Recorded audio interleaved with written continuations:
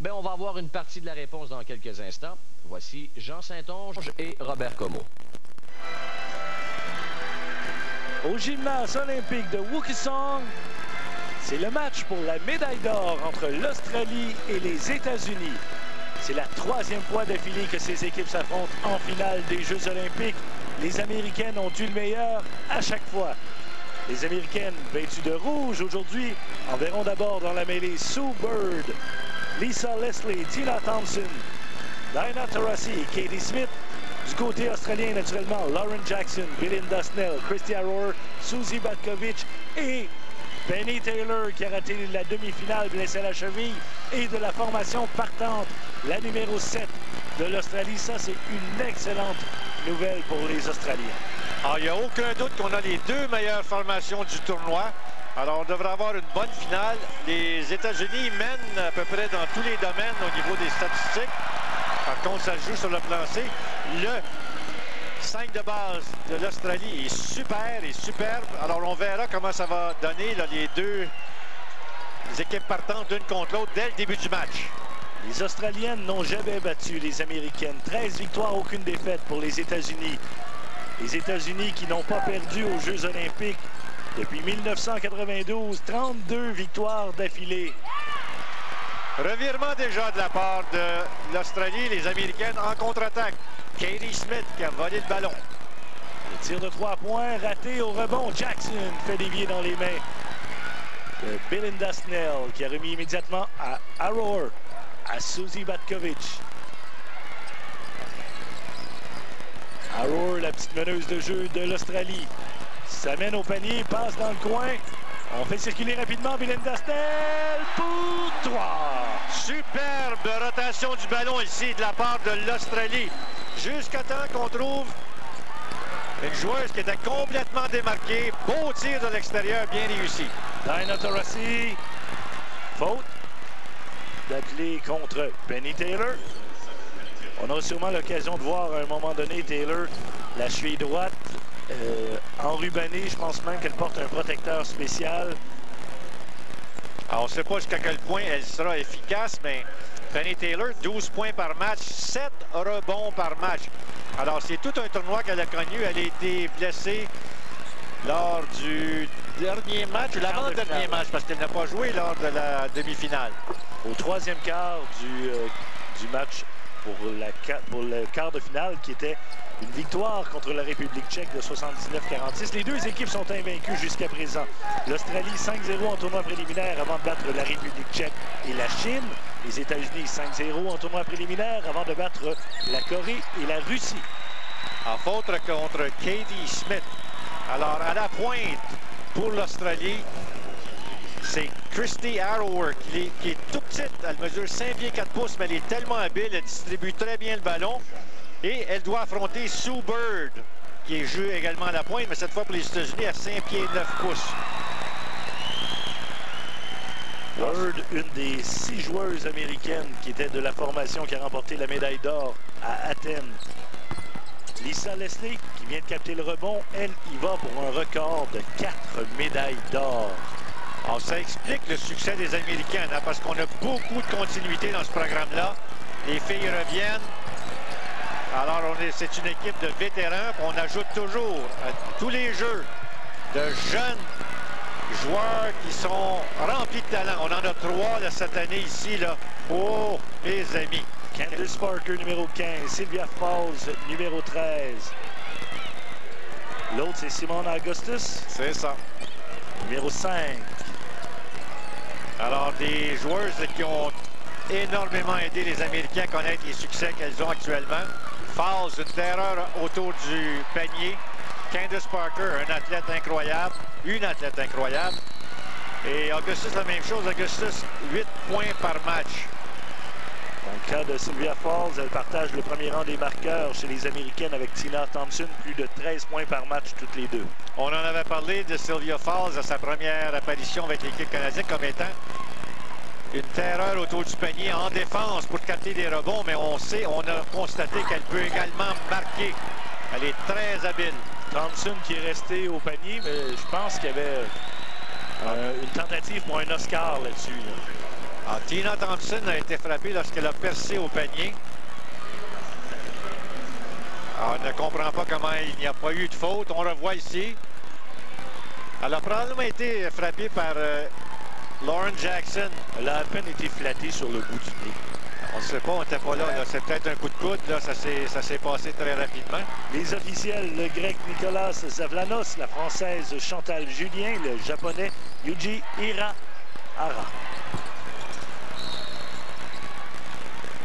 Faute. Alors, Penny Taylor qui tentait de capter le rebond. Le ballon revient à l'Australie. Une première substitution du côté des Américaines.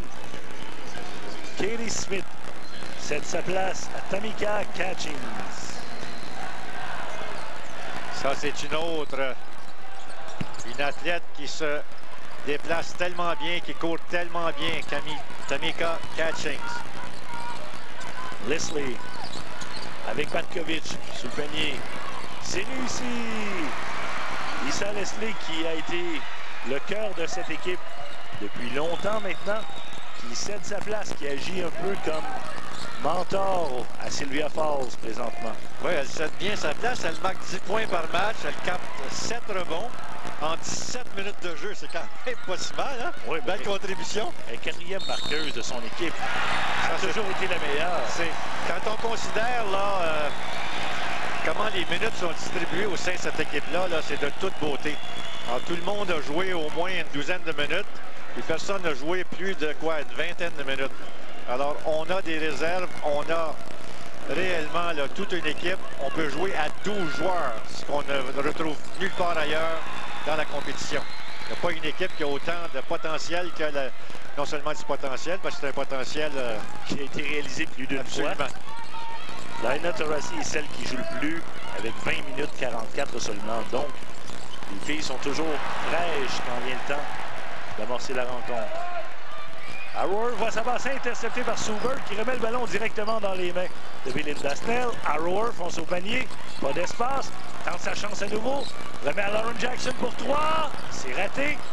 Et au rebond, c'est la petite Harrower qui a le meilleur sur Thompson. Elle a du front tout le tour de la tête. Elle n'a pas d'affaire sous le panier. Elle enlève le rebond à Tina Thompson. 5 pieds 4 qui ont enlevé le rebond à 6 pieds 2 là-dessus.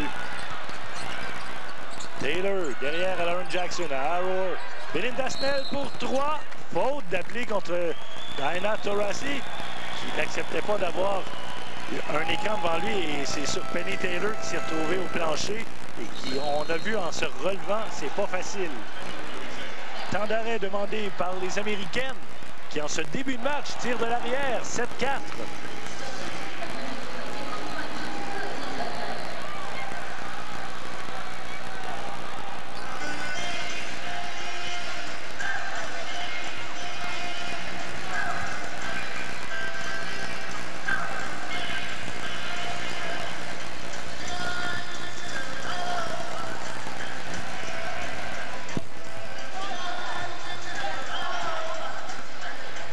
Du côté des Australiennes, Belinda Snell a marqué tous les points jusqu'à présent, les 7 points de son équipe, avec un tir de 3 points et 2 paniers de 2 points. Du côté des Américaines, les paniers qui appartiennent à Lisa Leslie, Laina Taurasi. 5 minutes 55 à faire au premier quart. Alors, au niveau des statistiques, on nous donne 1 en 5 pour l'équipe américaine. Alors, s'il y a eu 2 paniers, il y a eu 2 lancers francs. Sûrement. Oui, c'est ça. Seulement 20% pour la formation américaine depuis le début. Et l'Australie a capté 8 rebonds déjà. Alors, la formation américaine n'a pas l'habitude de se faire dominer au rebond. Si on regarde, les États-Unis sont deuxième avec, 43 rebonds par match. Puis la formation australienne, 50 rebonds par match. Et là, elles ont les devants 8-2 pour ce qui est des rebonds. Et 8-4 pour ce qui est du pointage. Mais les rebonds, c'est pas toujours indicatif parce que le style des deux équipes est très différent. Du côté des Américains, on a beaucoup plus de contre-attaques, beaucoup plus de tirs effectués près du panier. Alors, moins de ratés, moins d'occasions de capter des rebonds. Les Américaines, une moyenne de 95 points par match. Alors, 10 de plus que l'Australie. Sue Bird passe à Tamika Catchings, à Simone Augustus. Augustus de Bâton Rouge en Louisiane. Sue Bird. Le tir. Raté. Rebond. Augustus. Tente encore sa chance. Leslie au rebond. Finalement, ça fonctionne. Alors, si on accorde une deuxième chance, ordinairement, ça coûte cher. C'est ce qui s'est produit. Troisième, c'est encore pire. Ah ben oui, c'est sûr qu'à un moment donné, là, on va réussir à marquer. Batkovic sur le panier. Bloqué par Lisa Leslie. Sue Bird relance l'attaque. Sur le panier, là, ça brasse avec Lauren Jackson et Tina Thompson. Faute.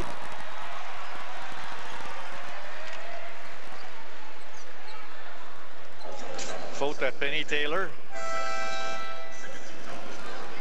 Batkovic qui quitte le numéro 8. C'est une fille très imposante sur le panier. Elle a connu un début de match un petit peu difficile, là. Mais pour capter des rebonds, là, puis faire le ménage autour du panier, là, elle est excellente. Augustus à Tina Thompson. Sous le panier à Leslie. Tir en crochet de toute beauté. Alors là, on a pris avantage de taille, là, parce que Leslie était beaucoup plus grande que celle qui la marquait. Beau crochet. Arrower. Belle réussite. D'un bout à l'autre. Les Américaines à prendre une faute. 5 pieds 4 pouces Arrower. Le joueur de pointe, elle se présente en plein centre du panier et force l'adversaire à prendre une faute. En principe, Arrower ne devrait pas avoir ou être capable de se présenter devant le panier de cette façon-là parce qu'elle devrait faire bloquer son tir. Et là, elle a forcé l'adversaire à prendre une faute.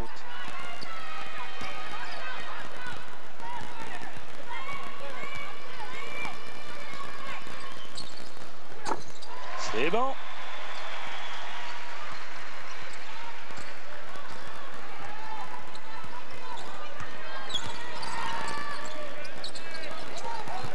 Sur le panier, Catchings. Ça tombe.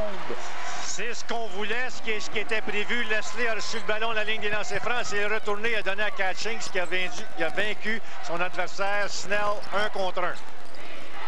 Arrower. Encore elle. Non, elle a marché. Elle marche pas souvent, elle court d'habitude. Elle a marché parce que le ballon n'est pas allé au sol. Elle n'a pas pris un dribble. Lorsque son pied de pivot a quitté le sol, elle venait de marcher. Petite madame de 5 pieds 4, 139 livres, 1m62, 63 kilos. Et c'est pas grand ça. Tina Thompson, elle met derrière à Sue Bird pour 3. Raté, rebond. Américaine. On va se parler. Consultation. Madame Julien avec M. Zavlanos. Alors ça, c'est du bon arbitrage. On est capable de se consulter rapidement. On renverse une mauvaise décision. Et les Australiennes vont reprendre. Jenny Screen à Arrower. Cara Lawson, numéro 7 pour les Américains maintenant qui surveille Suzy Arrower. Laura Somerton devant Leslie, remet derrière à Jenny Screen. Dans le coin pour Jackson, pour 3. C'est raté, rebond, touché par les Américaines et ce sont les Australiennes donc qui vont reprendre. Pendant ce temps, pendant qu'on argumente, il y a une substitution qui se prépare. Chris Arrower s'en va. Et Tully Bevilacqua s'amène. Elle est superbe aussi, très rapide. Elle a 36 ans, mais elle est excessivement rapide. C'est bon pour 3. Belinda Snell. Cara Lawson. Feinte. Revient. Tire. C'est réussi. L'écart est d'1 point en faveur des Australiennes. 13-12. 3 minutes 5 à faire au premier quart. Jenny Screen à Lauren Jackson. De l'autre côté pour Belinda Snell. Cherche Jackson, trouve Bevilacqua. Un pied de moins. Screen de l'autre côté pour Somerton qui prend le lancer. Raté, rebond, américaine, Tina Thompson. Alors ça, c'était très bien. Thompson s'est assuré que... Lauren Jackson ne recevrait pas le ballon en défense. Puis ensuite, elle a gardé Lauren Jackson à l'extérieur de façon à être capable de prendre le rebond. Substitution du côté américain et c'est l'entrée de ta préférée, Madame Falls. Sylvia Falls, une terreur depuis le début du tournoi. Absolument là, incroyable pour une fille qui est là pour la première fois. 22 ans. Elle marque 13 points et capte 9 rebonds. Prend énormément de place en défense. Elle bouge beaucoup. Alors, on sait qu'elle est là. Alors, elle affecte beaucoup de tirs de la part de l'adversaire, même si c'est pas toujours, ça ne se démontre pas toujours en chiffres. Tir de Lawson, c'est réussi. Les Américaines qui prennent les devants, si je ne m'abuse, pour la première fois du match. Absolument. 2 minutes 38 à faire. Laura Summerton, Belinda Snell, à Bevilacqua. Bevilacqua, c'est la seule joueuse australienne qui joue présentement dans la WNBA avec le Fever de l'Indiana. Le tir de Snell, raté pour 3 et Falls prend le rebond. Tina Thompson fait tout un travail contre Lauren Jackson. Elle la tient écartée. Jackson ne peut pas recevoir le ballon, puis ensuite elle le tient, elle l'éloigne du panier. Tire à longue distance pour 2 points. Jackson qui ne s'est toujours pas inscrit au pointage. Il reste 2 minutes à faire au premier quart. Il y a 8 minutes de jouer. Jackson n'a pas de points et elle n'a qu'un seul rebond. En grosse partie à cause de Lauren Jackson qui est absolument superbe autour des paniers. Janice Green. Contre-attaque qui est ratée sous le panier. Sylvia Falls. Temps d'arrêt demandé par l'Australie. Les États-Unis mènent 18-15 contre l'Australie.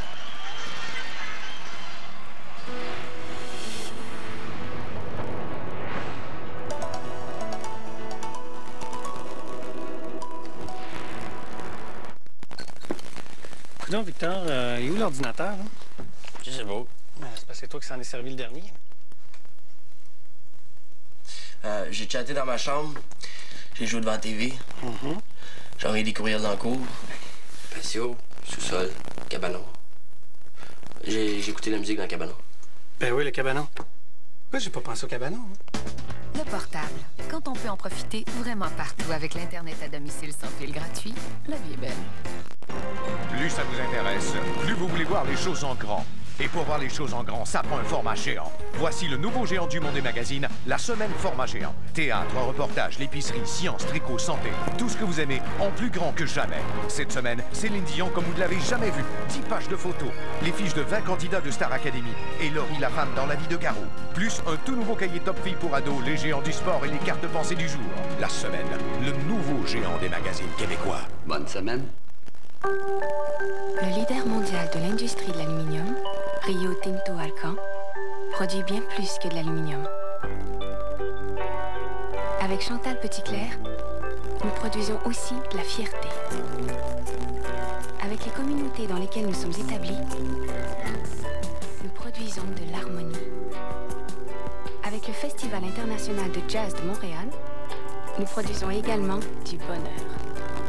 Avec les gens du Centre hospitalier universitaire Sainte-Justine, nous produisons de l'espoir. Nous produisons aussi du respect pour la nature qui nous entoure. Mais par-dessus tout, avec plus de 3,5 milliards de dollars de nouveaux investissements au Québec, nous produisons de l'avenir.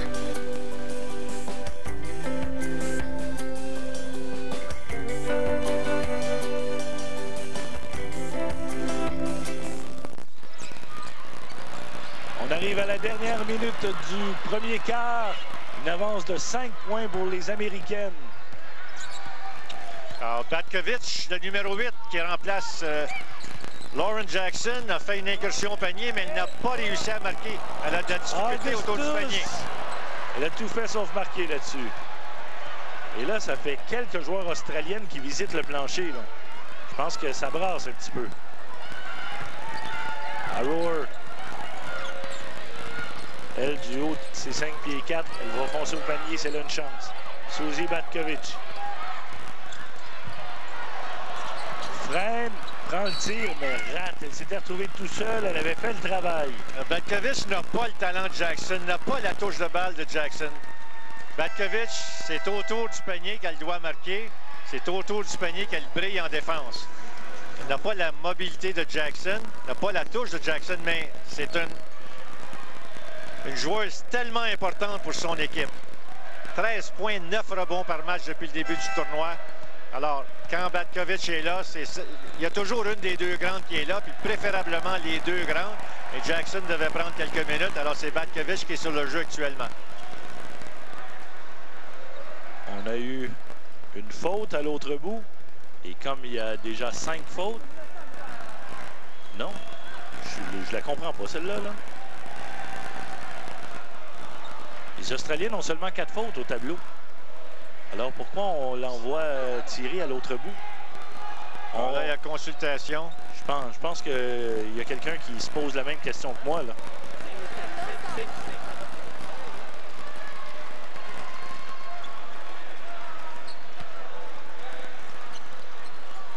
Alors, les deux équipes sont en situation de bonus. C'est le tableau indicateur qui était en retard, tout simplement. 22-15, les Américaines mènent avec 20 secondes à faire au premier quart. Un écart de 7 points.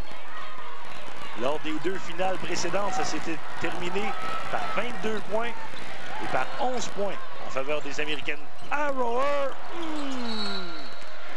Ouais, ça prend du front pour aller se présenter près du panier avec ces filles-là. Fowles, Candace Parker. Tamika Catchings. Non, elle ne donne pas sa place, elle non plus. Arrower prend le tir. Trop court. Parker récupère, mais il ne reste plus de temps au tableau. Les Américaines vont pouvoir se reposer pendant 2 petites minutes avec une avance de 7 points. 22-15. C'est le match de la médaille d'or. Le premier quart est terminé.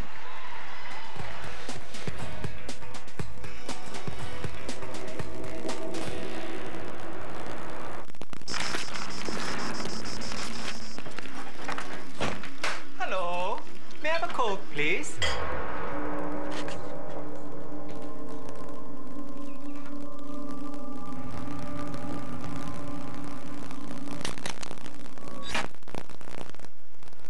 Ah, ici c'est Pepsi.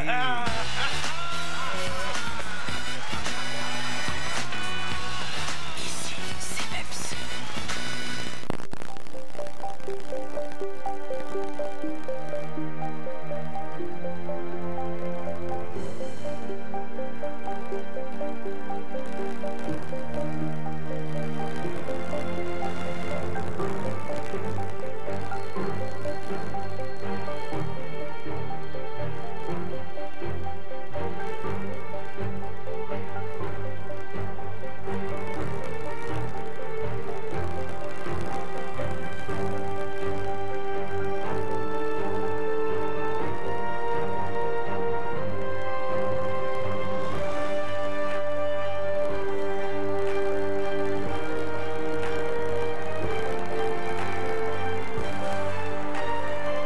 Vous avez suivi nos athlètes à Beijing comme jamais. Quand on pense qu'on pourra bientôt les encourager chez nous, à Vancouver, la vie est belle. Une sensation qui dure toute la journée. Du réveil jusqu'à la Gillette, la marque qui connaît le mieux les hommes, lance un shampoing haute performance. Il est conçu avec des agents nettoyants chargés pour adhérer à la saleté et au sébum qu'il déloge pour une netteté chargée qui dure toute la journée. Le nouveau shampoing haute performance de Gillette. Prenez vos cheveux en charge. Le deuxième quart s'amorce. Match pour la médaille d'or entre les États-Unis et l'Australie. Les Américaines mènent 22-15. Ça avait bien commencé pour l'Australie, mais la défensive américaine a commencé à les étouffer. Faute d'appeler contre Candace Parker. Alors, Fowles qui perce au panier, attire et donne le ballon à Parker. Alors ça, c'est deux jeunes recrues. Parker marque et en plus de ça, elle va à la ligne des lancers francs. L'Australie, seulement 24% de réussite dans leur tir au premier quart. Ça, c'est très indicatif de cette défensive agressive de la part des Américaines. Candace Parker complète le jeu de 3 points. La numéro 15 qui vient de Naperville, pas de Napierville, là. Naperville en Illinois. Naperville, Saint-Jean-sur-Richelieu? Non? Juste à côté. Elle est à l'université du Tennessee et joue maintenant pour les Sparks de Los Angeles dans la WNBA. Joueuse de l'année de la NCAA à l'université de Tennessee pour l'entraîneur Patricia Head, qui elle aussi avait joué aux Jeux de Montréal en 76. Mon recherchiste va vérifier ça, elle va me dire que j'avance pas des choses erronées. T'es le seul qui peut se rappeler des Jeux de 76. On était tous trop petits.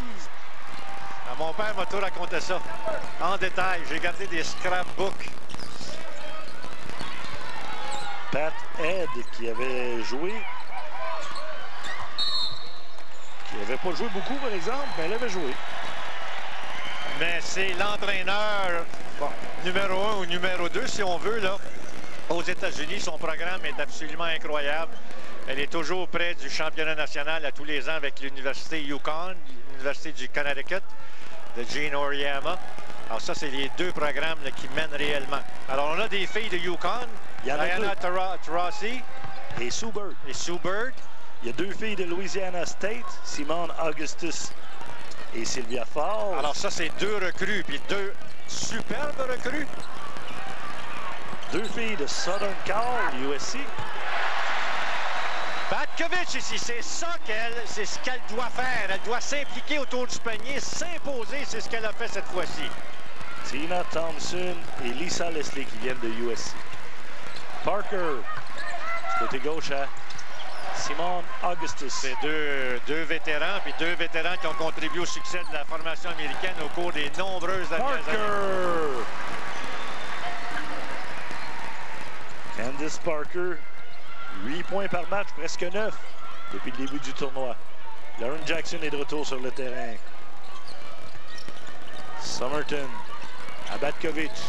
Si on projette dans 4 ans, c'est sûr que Sylvia Falls, Candace Parker seront les deux joueuses dominantes. Carol Lawson remet derrière à catching de toute beauté. Oh, ça c'est super parce que j'étais sûr que s'en allait au panier, qu'elle n'avait pas vu sa partenaire. Alors elle a pris la bonne décision parce qu'elle ne pouvait pas aller au panier, était bien marqué. Alors, bonne décision de Carol Lawson. Du côté de l'Australie, Holly Grima fait son entrée. Susie Batkovic va se reposer un peu. Elle n'a pas eu à subir un rythme effréné comme celui des Américaines dans tout le tournoi, Batkovic. Elle a de la compagnie sur le panier, ce qui n'est pas arrivé souvent. Elle dominait tellement. Elle dominait, absolument, c'est un fait, c'est un fait. C'est pas, ça se joue pas à la même vitesse, puis... Oh! Le vol réussi, mais le lancer raté par Taylor. Oh, les Australiennes manquent de filer autour du panier, là. On a raté trop de tirs. Pourcentage de seulement 21 depuis le début du match. C'est pas suffisant pour battre les Américaines. Il y a beaucoup de tirs près du panier, là, qu'en principe, on aurait dû réussir. Leslie rate. Grima qui a repris de l'autre côté et l'a passé à Christian Rohr qui fonce au panier. Le ballon refuse de tomber. Candace Parker prend le rebond. Le passe à Carol Lawson. À Parker. Faute. Mais le point, le panier compte. On accorde le panier. Là, en espérant qu'on va voir la reprise, là, ça ressemblait à un jeu de la NBA, ça là. Le tir est venu à peu près 22 secondes plus tard. OK, j'exagère. Yes. Alors, elle est en pleine foulée. C'est peut-être pas vilain comme appel. C'est toute une athlète, ça, Candace Parker. En début de tournoi, elle était un peu... elle forçait un peu. C'était pas naturel. C'est un talent incroyable. Mais là, elle commence à prendre confiance. Alors, c'est sûr que lors des prochains jeux, là, ça va être une partante. Ça va être une fille qui va absolument dominer. C'est bon. Candace Parker. Ça va lui faire une très longue année. À Parker. Elle retourne jouer pour son équipe, finir la saison de la WNBA. Et ensuite... Non, mais avec les Jeux olympiques, puis ouais, elle va, je sais pas, non, elle, je sais pas si elle a un emploi pour le moment en Europe, là. Mais avec l'université, avec qui a suivi. Mais là, c'est fini l'université parce qu'elle est maintenant pro. Oui, c'est ça, mais ça s'est enchaîné. Oui, je comprends ce que tu veux dire. Là. OK. Il y a une saison universitaire, puis ensuite, tout de suite, WNBA, puis ensuite, possiblement, les jeux, naturellement, les jeux avec le programme d'entraînement en conséquence. Disons qu'il n'y a pas eu trop de pauses dans les 2 dernières années pour Candace Parker. C'est un peu comme les joueurs de hockey junior là, qui, durant le temps des fêtes, vont au championnat du monde. Après ça, sont repêchés au mois de juin puis commencent... Ça joue durant tout l'été. Ça, c'est beaucoup, c'est même trop. Mais il faut dire que Candace Parker, elle est jeune, Jean. Hein? Toi, tu ne pourrais pas soutenir ce genre d'intensité-là, mais elle est très jeune. Alors, elle en mange, elle en veut. En tout cas, elle n'a pas trop de difficultés à sa première année dans la WNBA, une moyenne de plus de 18 points par match. Non, absolument, elle s'impose, c'est incroyable. 18 points par match, en fait 18,8, c'est 19 points ça. 19 points par match. Et 9 rebonds. Hey, ça, c'est quelque chose, ça. Et elle joue 34 minutes. Cappie Poindexter qui perce au panier. On voit la rapidité. C'est pas la plus grande, mais elle est explosive.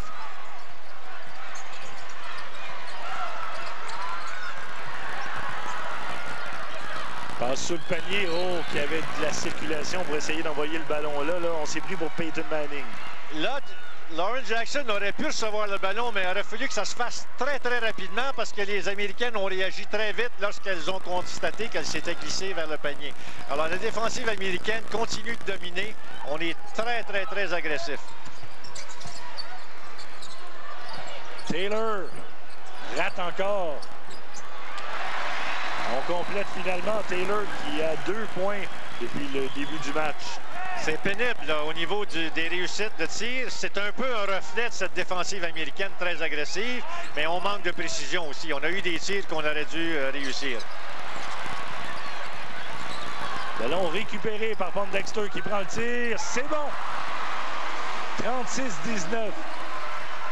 Poindexter a voulu, elle, se lancer sur le plancher pour prendre le ballon qui était libre, ce que Snell n'a pas voulu faire. Puis qu'est-ce qui est arrivé? Les Américaines ont marqué 2 points. Alors, ça vient de coûter 2 points à l'Australie parce qu'on n'a pas voulu plonger sur le plancher. Quand on joue pour la médaille d'or, là, il ne faut pas hésiter. S'il y a un ballon qui est libre sur le sol, on plonge et on essaie de s'en accaparer.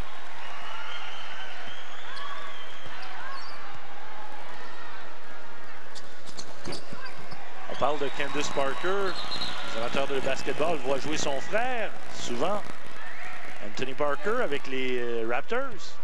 Anthony Parker, c'est un bonhomme qui est arrivé à Toronto. Il a joué en Europe pendant plusieurs années. Puis là,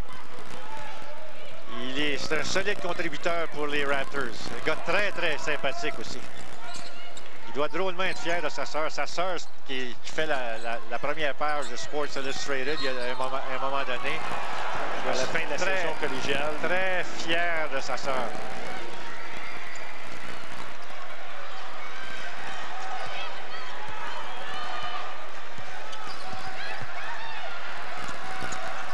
Belinda Snell. Remise à Grima. De l'autre côté à Jackson. De retour à Grima. À Snell, la meilleure marqueuse depuis le début du match pour les Australiennes. À Jackson sur le panier et qu'on ne lui donne pas d'espace. Oui, puis encore une fois, la seule raison pour elle a reçu le ballon, c'est parce que Tina Thompson est tombée en la couvrant. Tina Thompson est venue rapidement. Elle s'est retrouvée au sol et c'est pour ça qu'on a complété cette passe. On ne peut pas donner le ballon à Lauren Jackson. C'est notre joueur numéro 1 et on n'est pas en mesure de lui donner le ballon. Il faut qu'elle vienne le chercher à 20 pieds, 25 pieds éloigné du panier. C'est bon. Mais Lauren Jackson en peut vous donner 10-12 points là, en criant ciseaux. C'est son premier qu'elle vient de réussir.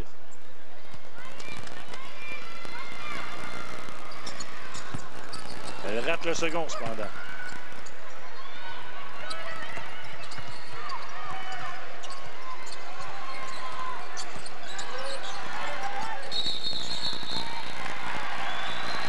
Tina Thompson a servi de son coude pour établir sa position près du panier. Elle voulait aller 1 contre 1 contre Holly Grima, le numéro 9. Il s'est servi de son coude pour établir sa position. L'arbitre a sifflé.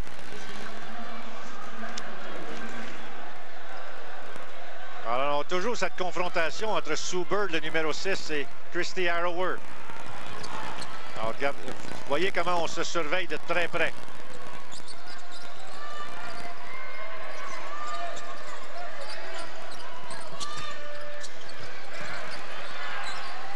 Jackson, c'est bon. Alors, on réalise que si on est capable de lui donner le ballon, même si elle était bien marquée par Tina Thompson, elle a réussi à marquer.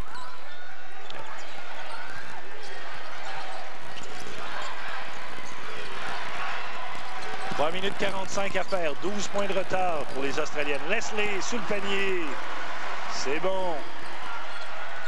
8 points pour Leslie depuis le début du match. Leslie s'est démarqué. Holly Graham-Hull en a plein les bras tentant de surveiller Lisa Leslie qui tente de mériter une 4e médaille d'or. Faute.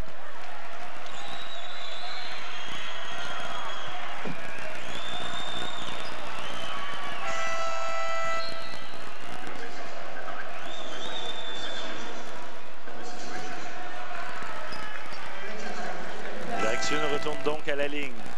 Alors, pour les Américaines, qu'est-ce que ça donne au niveau des fautes? Il n'y a personne qui en a plus que 2 pour le moment. C'est Leslie, c'est ce que Anne Donovan, l'entraîneur de l'équipe américaine, n'a pas apprécié. Alors, tout de suite, elle réagit, puis elle envoie Sylvia Fowles en relève à Leslie. Alors, comme tu l'as exprimé si bien, le professeur, le mentor qui est son élève. Et son élève se débrouille assez bien, merci beaucoup. Fall et Candice Parker. Revirement, Fowles voulait que quelqu'un d'autre mette le ballon en jeu. Elle a mis le pied sur la surface de jeu. Alors, bévue des Américaines, bévue de Sylvia Fowles. On était les 2 premiers choix, Falls et Parker, du dernier repêchage de la WNBA. C'était pas des vilains choix. On s'est pas trompé trop. Dans le cas de Candice Parker, elle n'a même pas fini son séjour à l'université. Elle était junior. Et elle a quand même accumulé 21 points par match, terminant au 8e rang dans tout le pays. Alors, junior, ça veut dire qu'elle a complété sa 3e année, ce qui est beaucoup mieux que beaucoup des bons joueurs au niveau de chez les hommes, qui, eux, font seulement 1 année, qui est presque obligatoire parce qu'il faut qu'il ait au moins 19 ans pour venir dans la NBA. Il faut qu'il ait fini le high school. Ceux qui viennent directement après le high school, il faut qu'il y ait presque doublé. Oui, exactement. En principe, ils font 1 année universitaire. Ce serait tellement mieux s'ils en faisaient 2 puis 3 et puis préférablement 4. Sauf qu'il n'est pas donné à tout le monde d'aller à l'université. Belinda Snell pour 3. L'écart réduit à 12 points avec 2 minutes 28 à faire. Augustus au panier. Ça ressort et c'est pris par Belinda Snell au rebond. Alors, Thompson est toujours là à surveiller Lauren Jackson sous le panier. Lévi Lacroix à la fin. Grima le tire. Raté. C'était pas élégant, ça, comme lancer. Il a lancé en prenant une enjambée. C'était un peu particulier. Catching sous le panier à Falls. De l'autre côté, Augustus complètement seul. Falls était doublée. Elle n'a pas forcé son tir. Elle a repéré une coéquipière de l'autre côté sur la ligne de fond. Elle lui fait une passe. Belle séquence pour les Américaines qui prennent un avantage de 14 points avec 1,56 à faire. Et un temps d'arrêt qui a été demandé.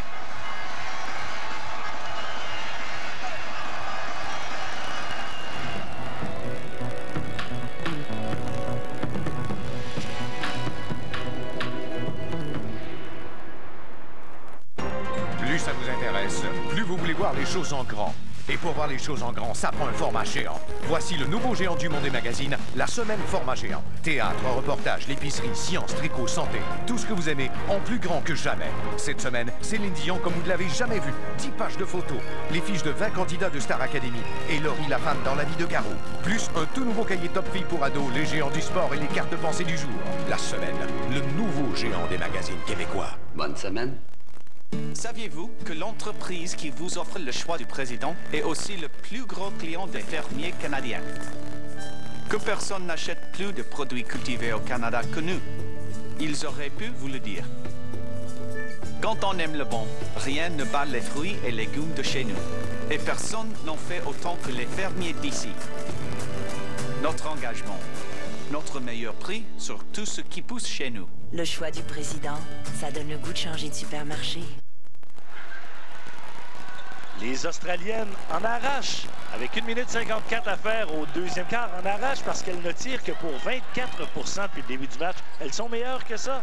Sauf que la défensive des Américaines les empêche de tirer à leur aise. On en a un bon exemple sous les yeux. Jackson, on lui donne pas un pouce. Alors, c'est Sylvia Fowles qui l'a marqué. C'est une belle confrontation. Sylvia Fowles est là. Elle est en bonne position. Il y a eu contact. Faute, ça va. Alors, effectivement, puis les Américaines, la majorité de leurs tirs se font près du panier. Alors qu'on force les Australiennes à prendre des tirs de l'extérieur. Alors ça explique bien des choses. Candace Parker est de retour. Lauren Jackson qui a 2 lancers à faire de la ligne des lancers francs. Elle a 4 points seulement depuis le début du match. C'est pas beaucoup pour...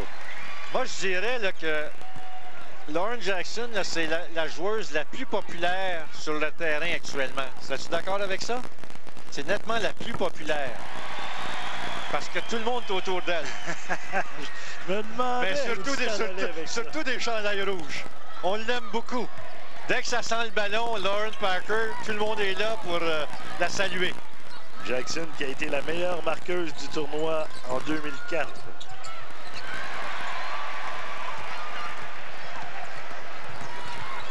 En 2000, elle s'était contentée du 3e rang chez les marqueuses. À chaque fois, l'Australie... Oui, mais en 2000, jeune homme, elle n'était pas vieille, Mademoiselle Jackson. Elle était toute jeune. 21 ans. Non, même pas, 19 ans. 19 ans, ses premiers jeux. 19 ans, comme Yao Ming qui a fait ses débuts également à Sydney. Alors, Lauren Jackson, à ce moment-là, jouait chez elle en Australie aux Jeux de Sydney. Elle avait été superbe. Ça avait donné une médaille d'argent. Comme ça a été le cas à Athènes. Comme ça risque d'être le cas ici. Oh, aïe, aïe, aïe, aïe.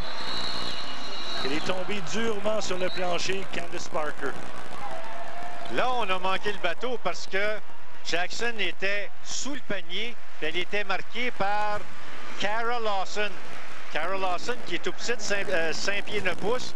Mais on n'a pas reconnu la situation. On ne l'a pas vu. On ne l'a pas identifié. On n'a pas pu exploiter.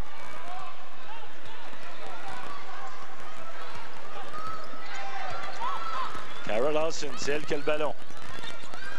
On met derrière à Parker. L'autre côté à Augustus. À Lawson pour 3. C'est bon! Centre-ville pour 3. Cara Lawson. 15 secondes à faire. À la première demi, une avance de 17 points pour les Américaines. Belinda Snell, la meilleure des Australiennes en première demi. Remet à Bevilacqua.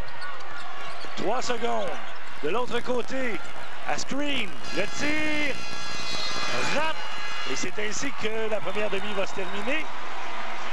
Les Américaines ont une avance de 17 points, 47 à 30. On ne peut pas donner le ballon à Lauren Jackson et c'est ce qui fait mal à l'Australie. C'est le match pour la médaille d'or. Les États-Unis 47, l'Australie 30.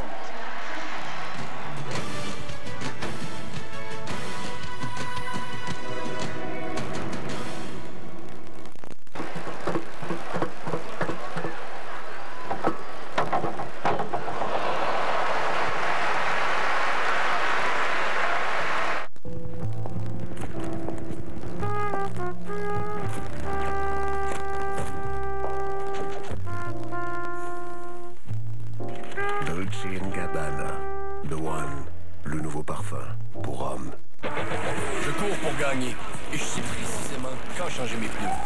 Et quand on parle de rasage, je sais quand changer ma lame. Le fusion de Gillette a une bande indicator. Quand elle devient blanche, changez votre lame pour un meilleur rasage. Nouvelle lame, meilleur rasage. Pour Charles Hamelin de Saint-Gilles. Ouais! Une gorgée pour Kalina Roberge de Québec. Ouais! Une bouchée pour Guillaume Basté de Rivière-du-Loup. Ouais! Une bavette pour Pagé. Pagé. À l'achat d'un trio médaille d'or, McDonald's fera un don pour encourager 26 espoirs olympiques et leurs parents en route vers les Jeux olympiques d'hiver de Vancouver en 2010.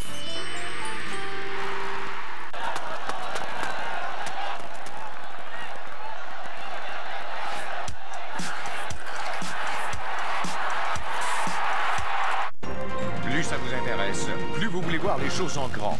Et pour voir les choses en grand, ça prend un format géant. Voici le nouveau géant du monde des magazines, la semaine format géant. Théâtre, reportage, l'épicerie, science, tricot, santé, tout ce que vous aimez en plus grand que jamais. Cette semaine, Céline Dion comme vous ne l'avez jamais vu. 10 pages de photos, les fiches de 20 candidats de Star Academy et Laurie la femme dans la vie de Garou. Plus un tout nouveau cahier Top Fille pour ados, les géants du sport et les cartes de pensée du jour. La semaine, le nouveau géant des magazines québécois. Bonne semaine. Saviez-vous que l'entreprise qui vous offre le choix du président est aussi le plus gros client des fermiers canadiens? Que personne n'achète plus de produits cultivés au Canada que nous. Ils auraient pu vous le dire. Quand on aime le bon, rien ne bat les fruits et légumes de chez nous. Et personne n'en fait autant que les fermiers d'ici. Notre engagement, notre meilleur prix sur tout ce qui pousse chez nous. Le choix du président, ça donne le goût de changer de supermarché.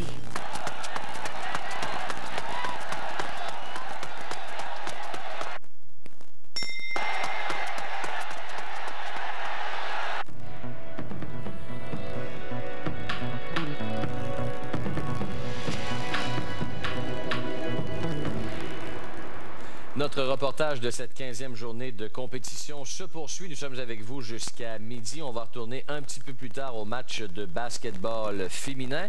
Pour le moment, ce qu'on vous propose, c'est un combat de boxe. Alors, on va immédiatement retrouver sur place nos collègues à la description et à l'analyse, Gilles Gosselin et Bernard Barré.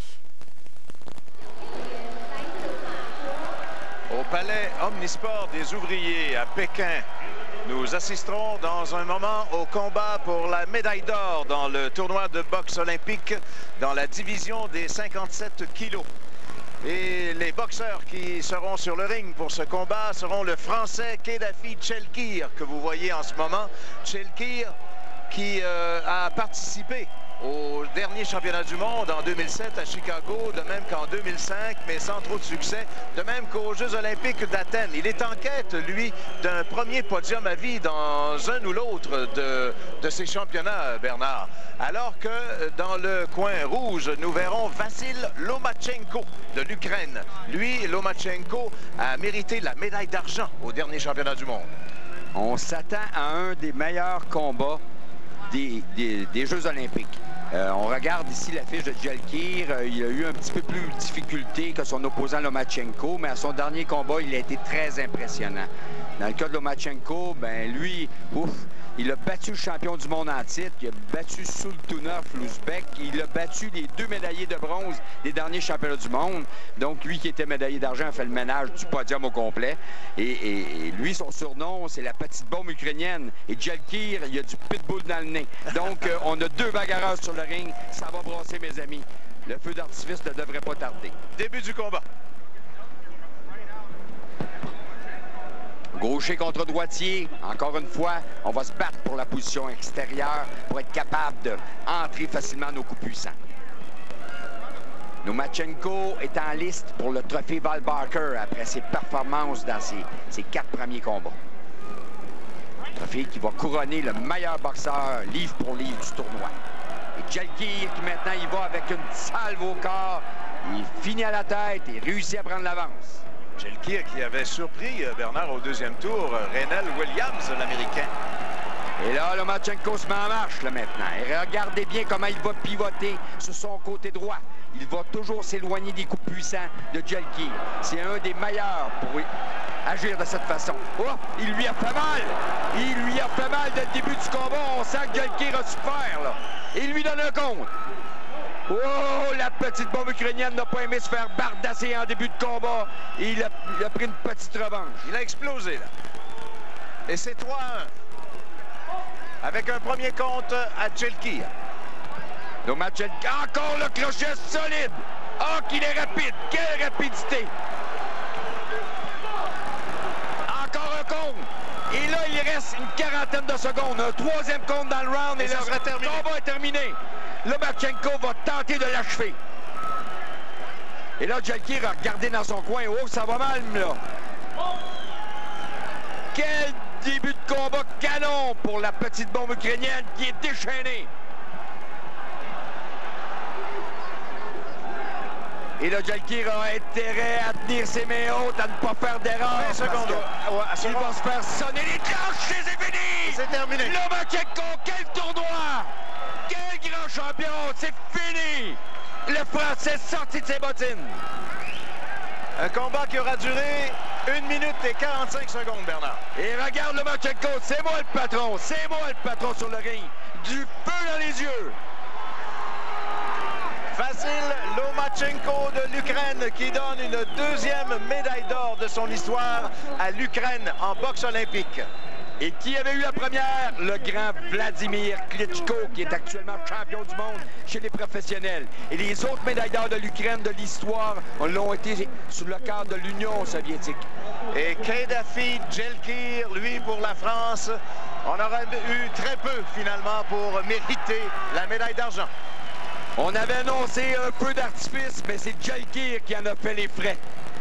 Oh, qu'il est déçu, le Français. Les médaillés de bronze dans cette division de poids. Chez les 57 kilos sont Shaim Imranov de l'Azerbaïdjan et Yakub Kilik de la Turquie. Alors, victoire de Vasil Lomachenko par mise hors de combat au premier round. Médaille d'or pour l'Ukraine. Disons qu'il a été expéditif, le boxeur ukrainien. Je vous rappelle qu'en athlétisme, aujourd'hui, on surveillait Gary Reed qui participait à la finale aux 800 mètres. Reed, finalement, a pris le 4e rang à 12 centièmes seulement de seconde de la médaille de bronze. Il faut dire que Reed avait été éliminé en demi-finale à Athènes en 2004. Donc, 4e position pour Gary Reed aux 800 mètres chez les hommes. Alors, pour connaître davantage cet athlète, voici le profil de la carrière de Gary Reed.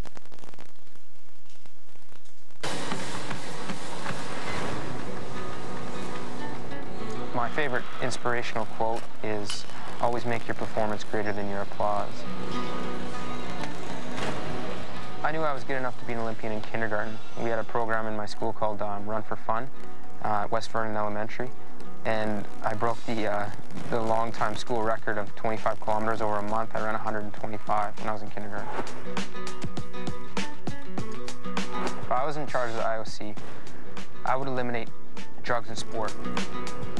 Secondly, I would push for legislative changes to not only make lifetime bans for anybody who tests positive on any level, but to secondly push for criminal charges to be pressed against anybody who takes drugs, because to me, it's no different than somebody going into your bank account and robbing you of money. They just rob it in a different way.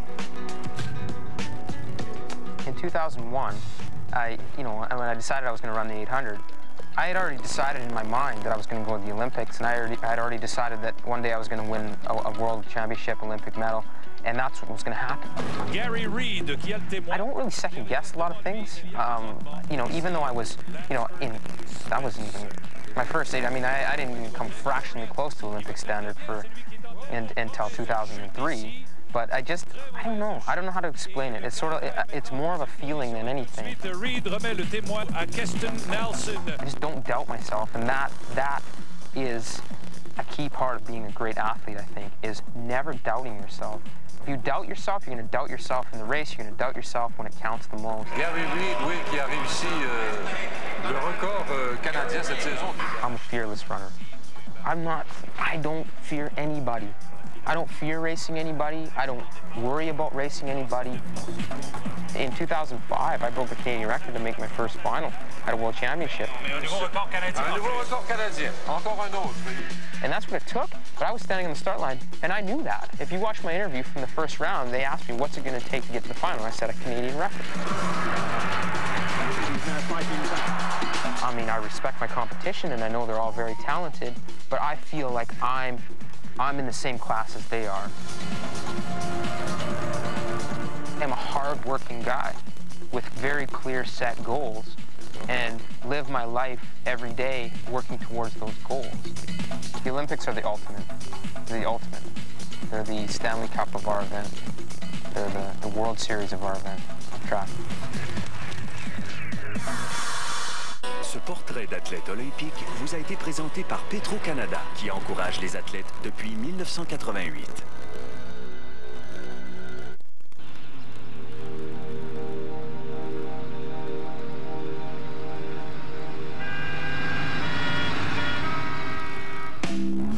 Véhicule officiel de l'équipe olympique canadienne. Chevrolet. Quand j'étais plus jeune, même avec l'handicap, j'avais comme objectif, malgré le fait que j'étais un petit peu plus lent que les autres nageurs, je voulais être comme eux, nager un aussi haut niveau. Je me sens privilégié en tant qu'athlète de pouvoir faire partie de l'équipe Visa. Parce que je ne suis pas préoccupé par autre chose que l'entraînement. Faire partie de l'équipe Visa, c'est un support incroyable. C'est un support avant, durant et après les Jeux. Benoît Huot, je suis nageur paralympique, membre de l'équipe Visa.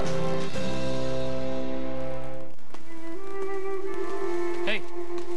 Qu'est-ce que t'écoutes? Le petit gars, là, il a une maladie incurable. Mais là, le prof de poésie arrive et il est vraiment inspirant. Ça fait que là, les guerriers se sentent trahis, mais la passion pour la danse va les rapprocher. Puis là, la petite avocate découvre qu'il y a des produits chimiques dans l'eau, puis elle sauve la ville. Non, ça fait combien de films t'écoutes? Attends. Je le savais que c'était son père. Une soirée télé, quand on profite d'une capacité d'enregistrement télé sans fin, la vie est belle.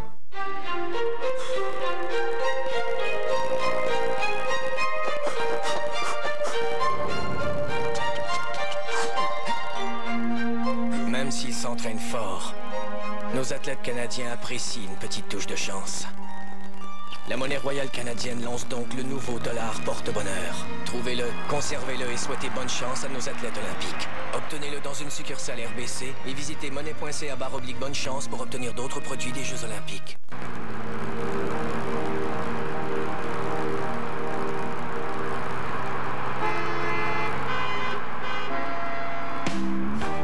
Véhicule officiel de l'équipe olympique canadienne. Chevrolet.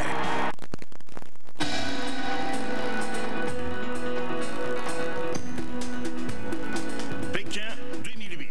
Une présentation de RBC. Imaginé, réalisé. GM. Fier d'appuyer les athlètes d'ici. Passionnés et performants. Bombardier. Fier d'encourager nos athlètes canadiens.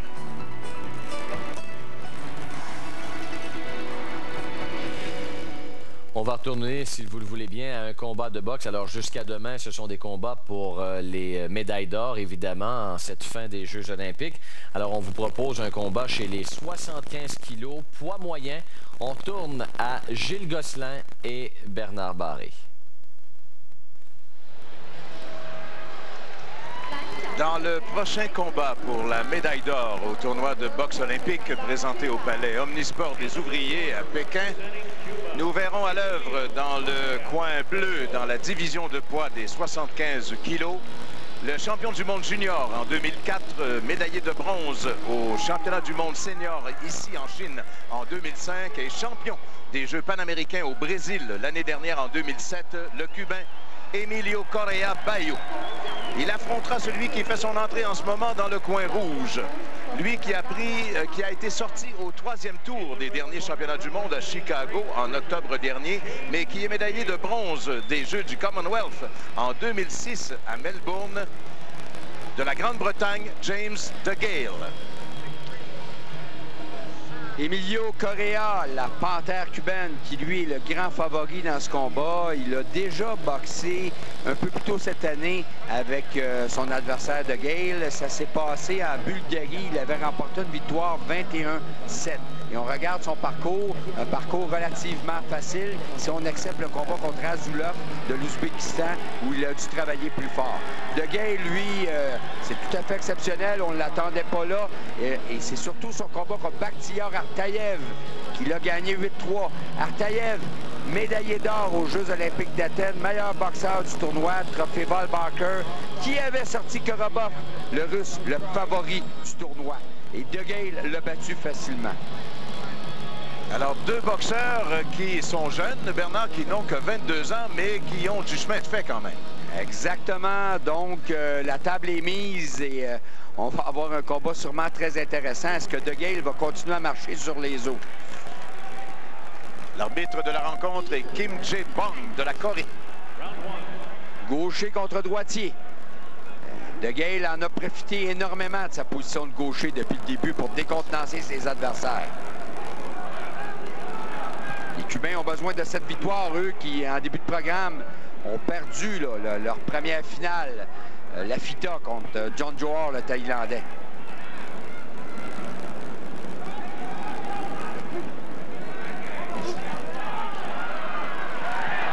Rapidité de la main arrière de Gale qui a surpris Correa. Correa qui va tenter de cerner De Gale dans les câbles, qui va lui couper le ring, qui va travailler probablement en combinaison courte. De Gale, lui, qui est un contre-attaquant, qui sert admirablement bien de son direct de la main arrière. Fait une petite esquive habituellement, revient avec cette main-là.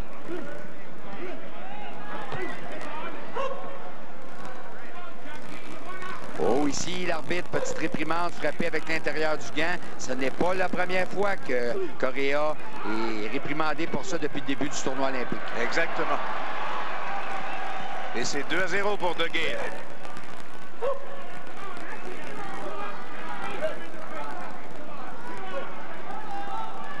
De Gale qui n'a jamais rien fait de très spectaculaire depuis le début du tournoi, mais tout ce qu'il a fait, ça a été efficace.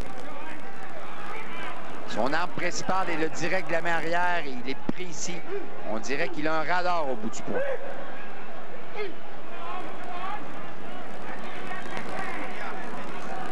Correa va sûrement accentuer sa pression maintenant, mais à chaque fois qu'il s'approche, De Gale le touche avec sa main arrière.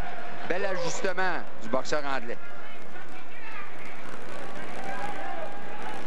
Faut pas oublier qu'il y a à peine quelques mois, Correa avait battu De Gale 21-7.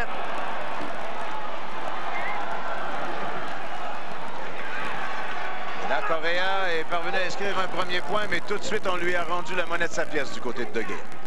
L'arbitre qui a beaucoup de travail dans ce premier round.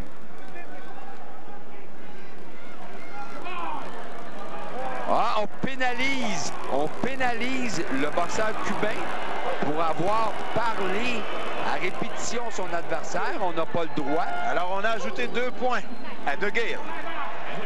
Ce qui fait qu'au terme de ce premier round, qui s'annonçait sans histoire au départ, Bernard, eh bien, c'est James De Gale de la Grande-Bretagne qui prend une nette avance sur Emilio Correa Bayo, le Cubain, 6-1. Quel premier round! Ça te surprend, Bernard? Quelle mise en situation! Surtout que Correa a parlé à De Gale alors que Correa parle seulement espagnol. Donc... Qu'est-ce que vous voulez que De Gale comprenne? Exactement. Mais De Gale a été très, très félin dans sa boxe au premier round, précis avec le direct de sa main arrière.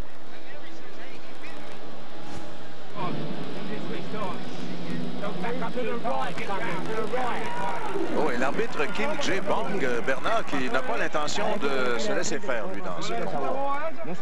D'en laisser passer.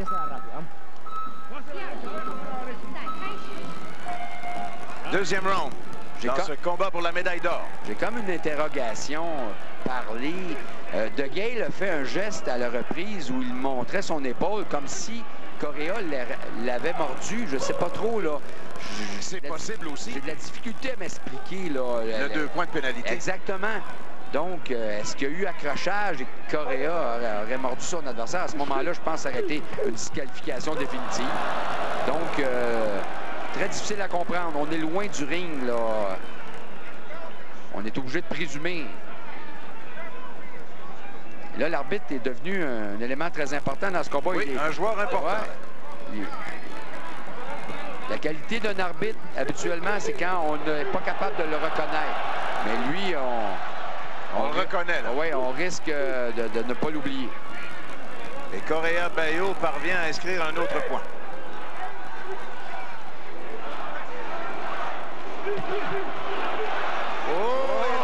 Il va, là. Et là, Correa est allé en combinaison maintenant. Il est allé un peu à peu près sur sa dernière parce qu'il avait perdu son adversaire de vue. Donc, il avait l'air d'un nageur beaucoup plus que d'un boxeur. Mais à tout le moins, il a inscrit des points, là. Ça va l'encourager. Ah, la main arrière ici de Correa, mais d'un autre côté, l'Anglais, on n'a pas vu sur l'autre angle, a marqué. Donc, ouf. Et là, l'arbitre tempère les ardeurs des entraîneurs de coin.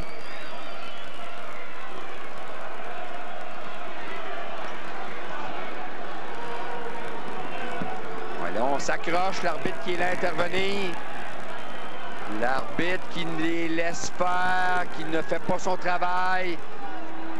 C'est très bizarre, là. C'est vraiment bizarre que l'arbitre, là, on a perdu tellement de secondes. Aucune intervention. Et les deux boxeurs étaient prêts.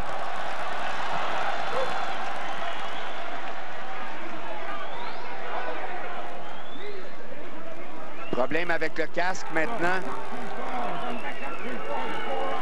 Oh, ça n'a pas été un gros ajustement, là. Il y a plusieurs choses que l'arbitre a fait que j'ai beaucoup de difficultés là, à comprendre là, depuis le début. C'est la performance depuis le début du tournoi olympique là, la plus bizarre que j'ai vue de l'arbitre. D'ailleurs, depuis le début du tournoi, Bernard, certains ont remis en cause le travail des arbitres à l'occasion. Hein. Oui, mais dans l'ensemble, on peut dire que c'était ils ont fait un bon travail, bien.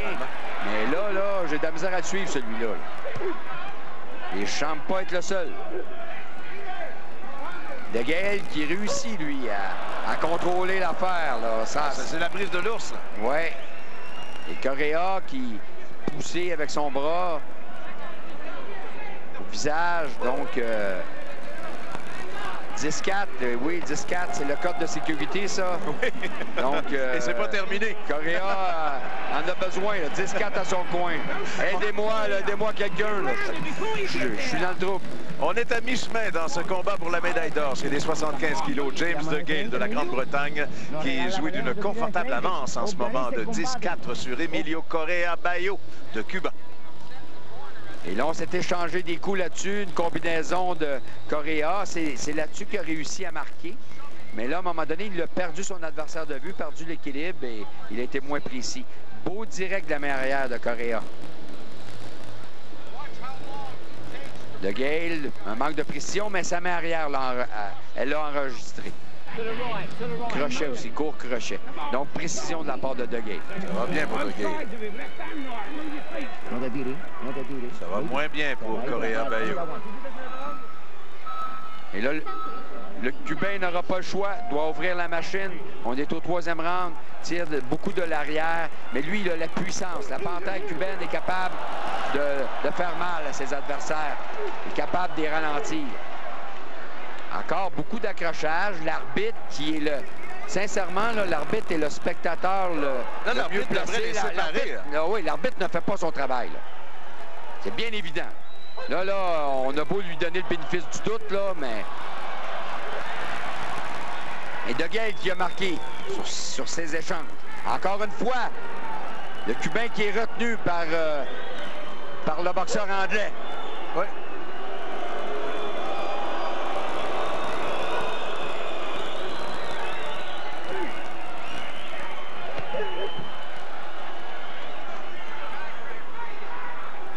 Là, maintenant, le Cubain qui est obligé de faire du rattrapage, obligé de courir après De Gaël, le cerner dans les câbles et le mitrailler.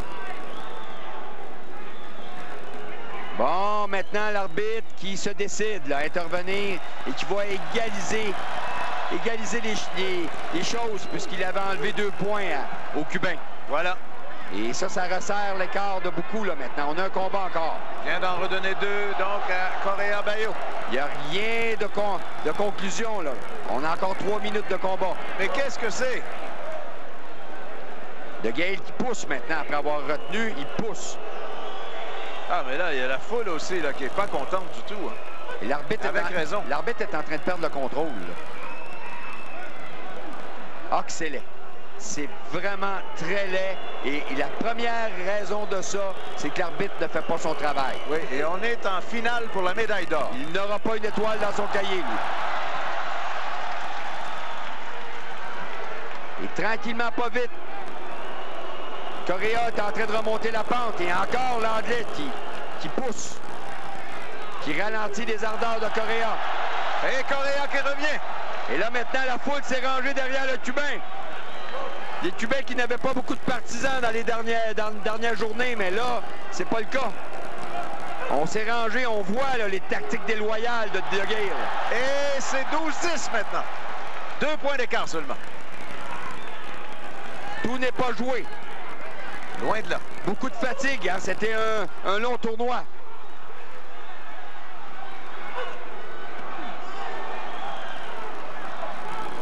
Beaucoup de fatigue des deux côtés. Oh, que c'est souffrant. Oh, quel combat, Bernard. Ce que l'on s'est accroché depuis le début de ce combat, depuis le premier round, sans cesse. Et cependant, c'est James DeGale qui, depuis le début, mène. Mais là, l'écart s'est rétréci considérablement. Il n'a plus qu'une avance de 2 points sur Correa Bayo de Cuba. Et on voit le Cubain qui a marché. Habituellement, ça ne fonctionne pas trop, mais il a réussi à placer le dernier coup sur la cible en transférant son poids. Donc, ça prend beaucoup d'habileté pour faire ça. Et lui, il a réussi. Et là, c'est DeGale qui a réussi à toucher avec son crochet. Et à ce moment-là, le Cubain a perdu l'équilibre. Et là, maintenant, il va sur la motivation.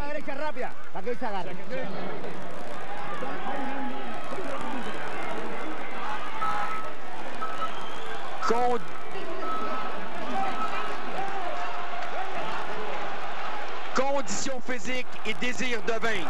C'est la clé pour ce 4e round. Et c'est 12-10 en faveur de James DeGale sur Correa Bayo de Cuba. Les deux boxeurs au tapis. Et l'arbitre coréen, encore une fois, qui tente de replacer les choses, mais c'est lent dans son cas. C'est très lent. Chacun des deux boxeurs inscrit un nouveau point. Dès que le Cubain réussit à rétrécir l'avance, il se fait... DeGale revient. Et DeGale revient. Le coussin est toujours là.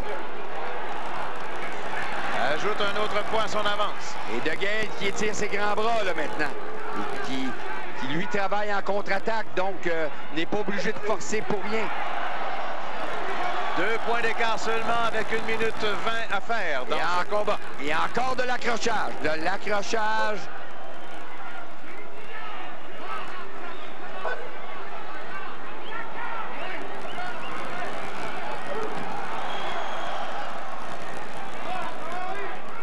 Correa va manquer de temps. On s'accroche, on est collé beaucoup trop longtemps.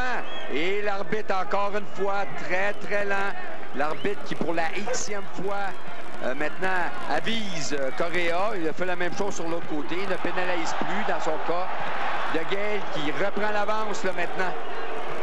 Et les gens ne sont pas d'accord avec la décision des juges.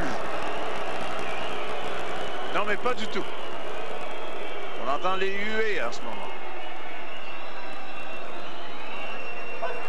Un des plus mauvais combats du tournoi. Et on est en finale olympique. Ça ne rend pas justice au parcours que ces deux-là ont fait. Vous avez tout à fait raison, Bernard.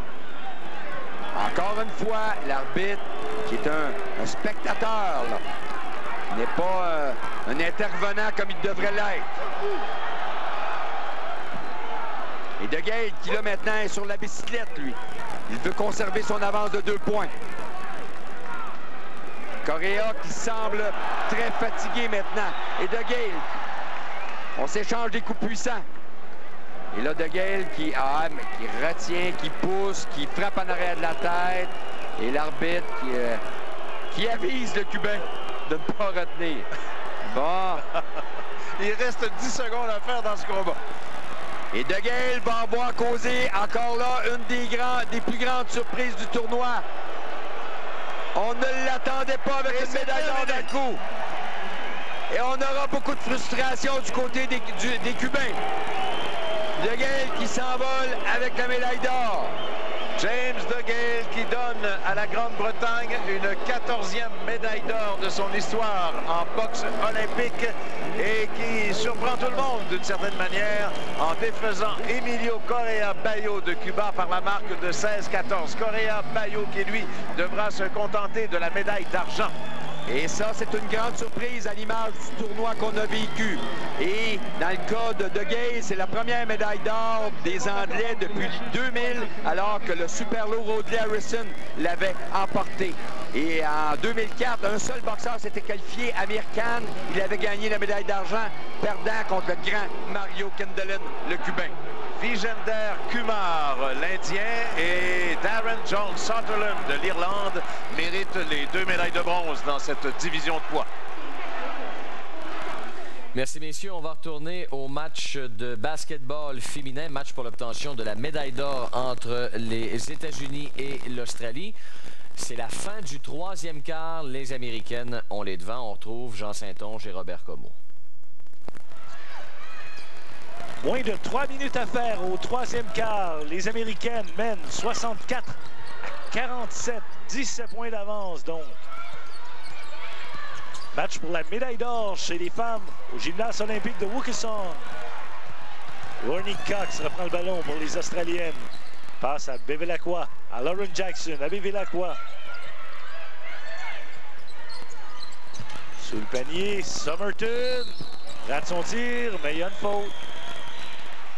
Il n'y a pas d'espace pour les Australiennes sous le panier. Pour la première fois, c'est une défensive de zone. On n'a pas vu ça depuis le début du tournoi de la part des Américaines. Défensive de zone, on veut protéger le panier. On ne veut pas ouvrir la porte à Jackson, mais Jackson quitte là, dans les derniers, pas les derniers instants. Il reste 2 minutes 30 au 3e quart. C'est Batkovic qui prend sa place. Alors, c'est un match difficile pour Lauren Jackson parce qu'elle est tellement bien marquée. Tout ce qu'elle a fait en attaque, les points, les 15 points qu'elle a marqués, elle les a durement gagnés. Batkovic, 4 points, 6 rebonds. Soirée tranquille. C'est pas le même talent que Jackson offensivement. Elle n'a pas la même touche, elle n'a pas le même doigté. Sauf que près du panier, elle est très efficace. Comme on le voit actuellement, elle prend le rebond. C'est son 7e rebond. Belinda Snell. Tire. Contre-attaque rapide avec Candace Parker. Oh, qui se retrouve assise près des photographes et Penny Taylor ne la regarde même pas. Candace Parker qui s'échappe, fait un geste à la NBA. Regardez, à une main seulement, comme son frère. Et là, il y a eu faute. Et on a vu le visage pas très heureuse de se faire projeter au sol comme ça. Ronnie Cox s'amène et Penny Taylor, qui a écopé de sa 4e faute du match, va aller reposer sa cheville endolorie.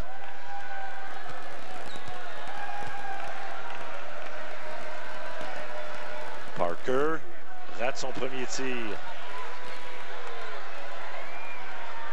8 points pour la jeune Candace Parker.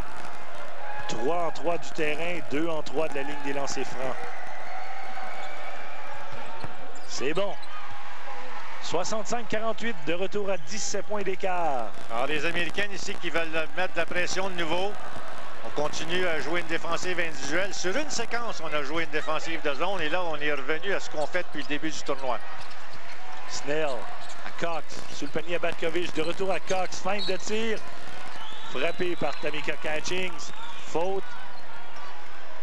Et naturellement, avec 2 minutes à faire au 3e quart, les deux équipes ont atteint les 5 fautes d'équipe.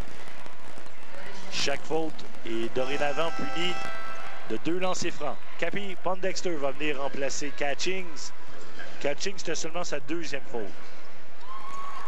Du côté des Américaines, Lisa Leslie et Diana Taurasi ont atteint les 4 fautes. La 5e voudra dire l'expulsion. Ça me surprendrait qu'on permette à Leslie de revenir dans le jeu rapidement parce que l'équipe américaine au grand complet travaille pour que Mme Leslie mette la main sur sa 4e médaille d'or consécutive. Et on voudrait certainement qu'elle soit sur le terrain en fin de match pour célébrer cette victoire. Alors, vous êtes déjà rendu là, vous. Diana Taurasi a 4 fautes. Oui. Dans très peu de temps. 7 minutes 58. Absolument renversant. Diana Taurasi qui a joué à l'Université de Connecticut, qui a été superbe, là. Le dernier match contre la Russie, là, la demi-finale, ça n'a pas été facile pour les Américaines. C'était réellement la première opposition sérieuse. Elles ont gagné par seulement 15 points. C'était très difficile. Les Russes menaient. Et puis, à un moment donné, Taurasi a réussi 2-3 tirs de 3 points consécutifs. Là. Ça a changé l'allure du match. Et ensuite, on a été capable de prendre l'avantage. Aujourd'hui, en finale, ça va moins bien pour elle, mais il y a d'autres filles qui ont pris la relève. Alors, c'est comme ça que ça se passe quand on a une équipe qui a beaucoup de profondeur. Chelsea qui avait fini le match avec 21 points, dont 5 tirs de 3 points sur 8 tentatives. Elle avait joué 31 minutes. Là, ce soir, en finale, elle a moins de 8 minutes de jouer, 4 fautes contre elle. Alors là, on a vu Batkovic là, qui avait un tir là, de 8-10 pieds, qui l'a raté.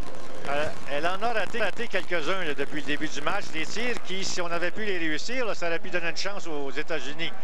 Alors, elle n'a pas le même talent offensif que Lauren Jackson. Batkovic du terrain en arrache particulièrement ce soir, cependant, avec 2 en 12.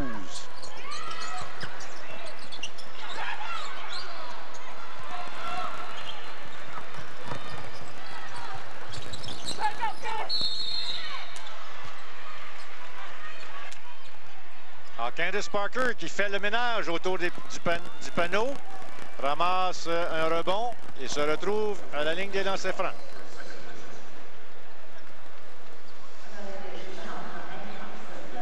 Non, plus ça va, le plus je m'inquiète de la formation de l'Australie.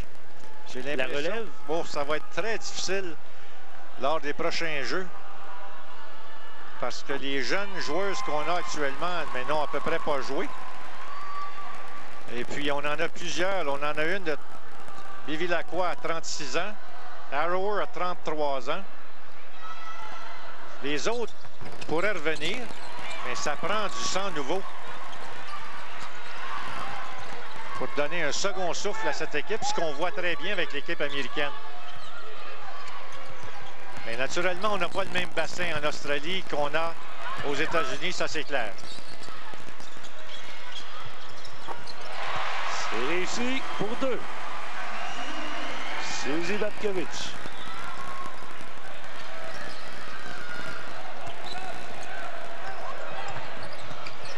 Est-ce que ça court? Est-ce que ça court? Pondexter ici. Ouf! Ça se déplace tellement rapidement. Il y a des athlètes sur cette équipe-là.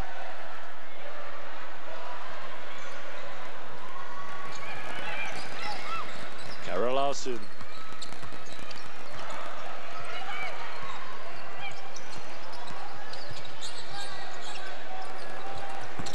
C'est raté au rebond.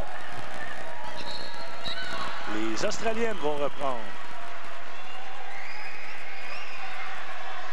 22 secondes à faire au troisième quart. Ça pourrait être le dernier tir.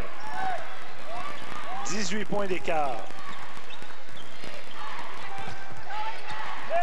On voulait donner un écran, mais c'était tellement mal exécuté. Mais cette fois-là, c'est bien réussi. On a réussi à prendre un tir. Il reste 5 secondes. Bevilacqua pour 3. C'est bon! Ça va mettre un terme au troisième quart. Avec l'écart qui est réduit à 15 points. Les États-Unis en avant, 69-54 dans ce match pour la médaille d'or.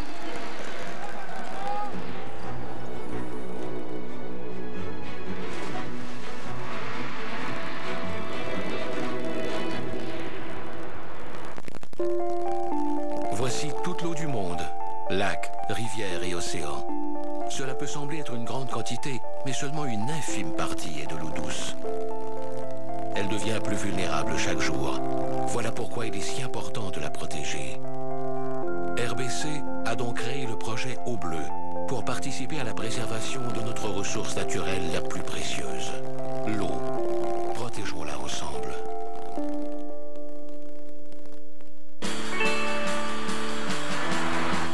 Saturne? C'est une Saturne? Saturne? Saturne? Saturne? Saturne? C'est une Saturne? C'est pas une Saturne. C'est Étienne? C'est une Saturne. Obtenez 0% de financement à l'achat d'une Astra, d'un Vue ou d'une Aura 2008. De plus, épargnez 20 cents par litre d'essence jusqu'à concurrence de 2500 litres. Parlez et textez sans limite avec 10 de ses amis ou avec 9 amis et une mère. Quand on a le forfait étudiant 1010, la vie est belle.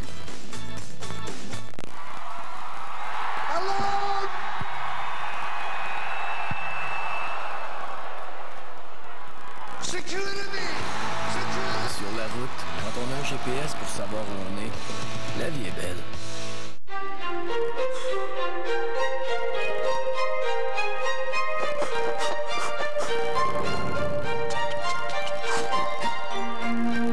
Même s'ils s'entraînent fort, nos athlètes canadiens apprécient une petite touche de chance. La monnaie royale canadienne lance donc le nouveau dollar porte-bonheur. Trouvez-le, conservez-le et souhaitez bonne chance à nos athlètes olympiques. Obtenez-le dans une succursale RBC et visitez monnaie.ca/bonne chance pour obtenir d'autres produits des Jeux olympiques. C'est le dernier quart qui s'amorce dans ce match pour la médaille d'or entre l'Australie et les États-Unis au gymnase olympique de Waukeson. Les Américaines ne sont donc qu'à 9 minutes 45 d'une quatrième médaille d'or d'affilée. Quatrième médaille d'or d'affilée, notamment pour Lisa Leslie, ce qui serait un exploit remarquable. Au cours du troisième quart, on a eu droit à une petite remontée de la part de l'Australie. L'Australie a gagné le quart, 24-22 pour réduire l'écart à 15 points. Ça a été pas mal nez à nez, 38% d'un côté, 40% de l'autre au cours de ce troisième quart.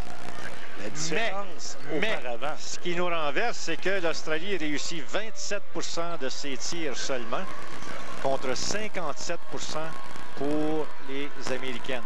Alors, ce qui veut dire que les Américaines ont réussi à s'approcher du panier beaucoup plus. Elles ont pris beaucoup moins de tirs que les Australiens. Les Australiennes ont fait un très bon travail au niveau des rebonds offensifs. Elles ont dominé, sauf qu'on manque de fini autour du panier. On ne réussit pas à marquer. On rate trop de tirs qu'on devrait réussir.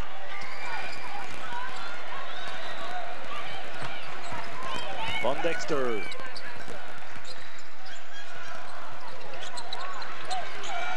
Autre côté pour Kara Lawson. Tina Thompson tente la passe. Batkovic s'interpose et l'intercepte. Alors, c'est ça qu'on veut de Batkovic. On veut que ça soit une présence autour du panier. Éviter les paniers faciles, les paniers trop près. Batkovic rate encore une fois dans le cas de Suzy Batkovic. Elle tire pour 21%. Ça, c'est la moitié de ce à quoi nous habitués dans le tournoi. Ça, c'est une grosse différence. Elle a fait du bon travail au rebond. Elle n'est pas capable de compléter la séquence d'une façon positive.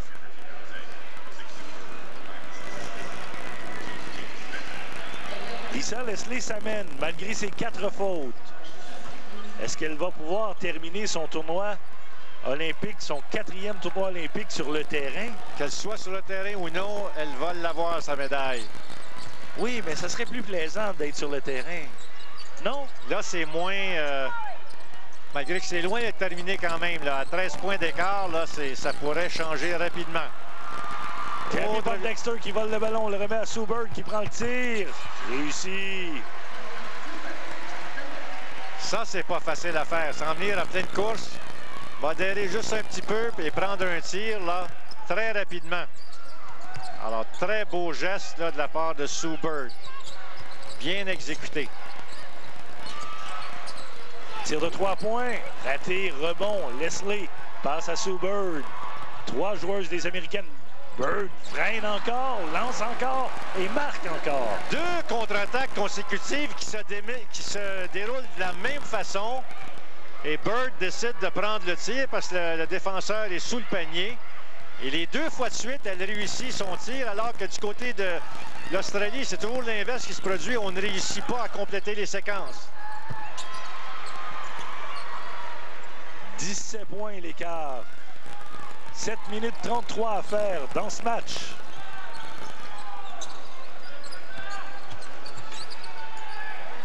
Leslie, facile, d'à peu près 8 pieds.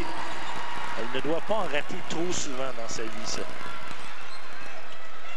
Si on lui donne l'occasion de lancer, qu'elle est libre, elle va réussir la majorité de ses tirs. De 8 pieds en ligne droite comme ça, là. Temps d'arrêt demandé par l'Australie.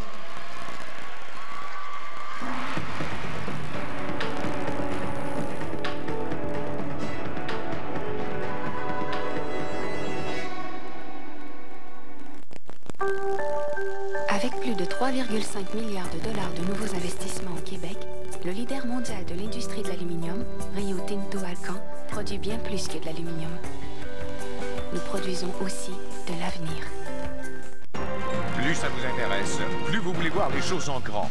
Et pour voir les choses en grand, ça prend un format géant. Voici le nouveau géant du monde des magazines, la semaine format géant. Théâtre, reportage, l'épicerie, sciences, tricot, santé, tout ce que vous aimez en plus grand que jamais. Cette semaine, Céline Dion comme vous ne l'avez jamais vu. 10 pages de photos, les fiches de 20 candidats de Star Academy et Laurie la femme dans la vie de Garou. Plus un tout nouveau cahier Top Fille pour ados, les géants du sport et les cartes de pensée du jour. La semaine, le nouveau géant des magazines québécois. Bonne semaine. Le leader mondial de l'aluminium, Rio Tinto Alcan, produit bien plus que de l'aluminium. Avec Chantal Petitclerc, une athlète de renommée internationale que nous appuyons depuis 10 ans, nous produisons aussi de la fierté. C'est donc une avance de 19 points pour les Américaines avec 7 minutes 7 à faire dans ce match pour la médaille d'or. Pour une troisième compétition olympique consécutive, ces deux équipes s'affrontent en finale et on risque d'avoir le même résultat pour la troisième fois. Les Américaines qui ne perdent plus, qui sont sur une séquence de 32 victoires d'affilée depuis qu'elles ont gagné la médaille de bronze à Barcelone en 92. Lisa Leslie n'a pas perdu depuis ce temps-là non plus parce que lorsque les Américaines ont perdu contre la Russie en demi-finale du championnat mondial en 2006, Mme Leslie était au chevet d'un de ses oncles qui était paralysé à la suite d'un accident d'automobile, avait donc décidé de ne pas participer au championnat du monde. Et Yolanda Griffith également n'était pas là, qui elle, à ce moment-là, faisait partie intégrale de cette équipe qui avait gagné les deux dernières médailles d'or, en ce qui la concerne, elle. Alors, elle n'était pas là. Alors, c'était pas la même équipe. Et depuis ce temps-là, bon, on a ajouté là, les 3 jeunes exceptionnels qu'on a eu la chance de voir durant tout le tournoi et dont vous avez pu constater le talent. Parker, Foles, puis Augustus. Harrower sur le panier à Batkovic qui tente de se débarrasser de Lisa Leslie. Est-ce que c'est la 5e faute pour Leslie? Effectivement. Je pense que c'est pour ça qu'elle a donné une tape sur le ballon après, parce que elle sait qu'elle s'en va. C'est la 5e et sa dernière faute. Elle salue ses coéquipières. Son périple de 4 tournois olympiques se termine là-dessus. Alors, tout ce qui lui reste à faire, c'est de recevoir sa médaille dans une trentaine de minutes. Les joueurs de l'équipe américaine dans les estrades sont debout pour lui donner une ovation. Ça, c'est les hommes. Ça, c'est l'équipe sur laquelle on n'était pas certain. Là, on se demandait si c'était pour être le même phénomène qu'à Athènes, mais je pense qu'au niveau du comportement ici, ça a été nettement supérieur à ce qu'on avait vu à Athènes. Les Américains qui joueront demain pour la médaille d'or contre l'Espagne, les champions du monde. Les frères Gasol. Ça va brasser sur le panier. Puis là, ben, Ricky Rubio, le jeune de 17 ans qui joue à la pointe, surtout si José Calderon, le joueur de pointe des Raptors, est toujours blessé. Alors, le genou de 17 ans là, va réellement avoir son vrai baptême de feu. Lauren Jackson qui a réussi le 3 points là-dessus pour atteindre le chiffre des 20 points dans ce match. Est-ce qu'elle se dirige vers un championnat des marqueurs, un deuxième d'affilée pour un deuxième tournoi olympique consécutif? Sylvia Falls, superbe crochet, bien exécuté.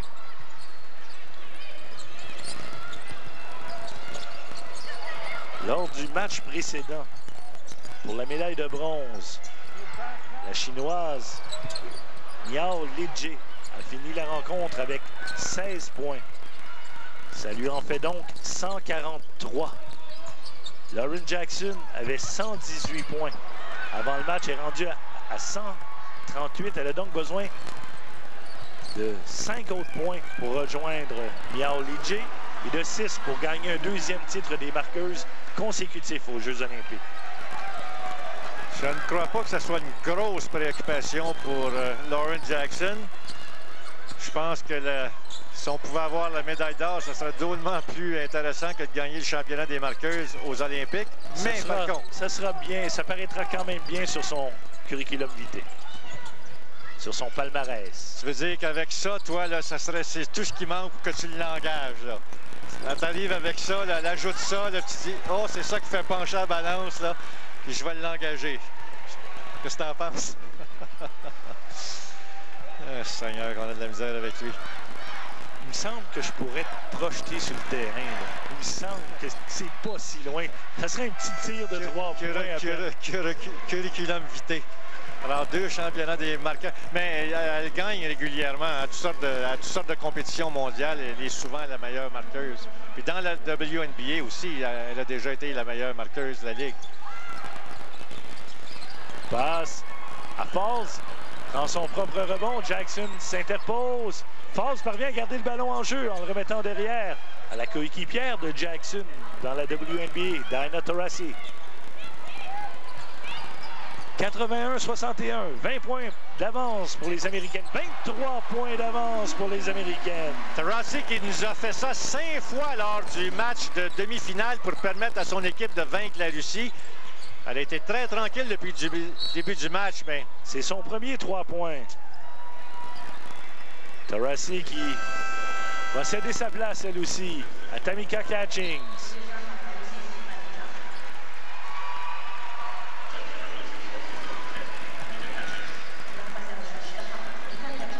Et pendant ce temps-là, Tina Thompson, numéro 11 de l'équipe américaine, est toujours à la poursuite de Lauren Jackson.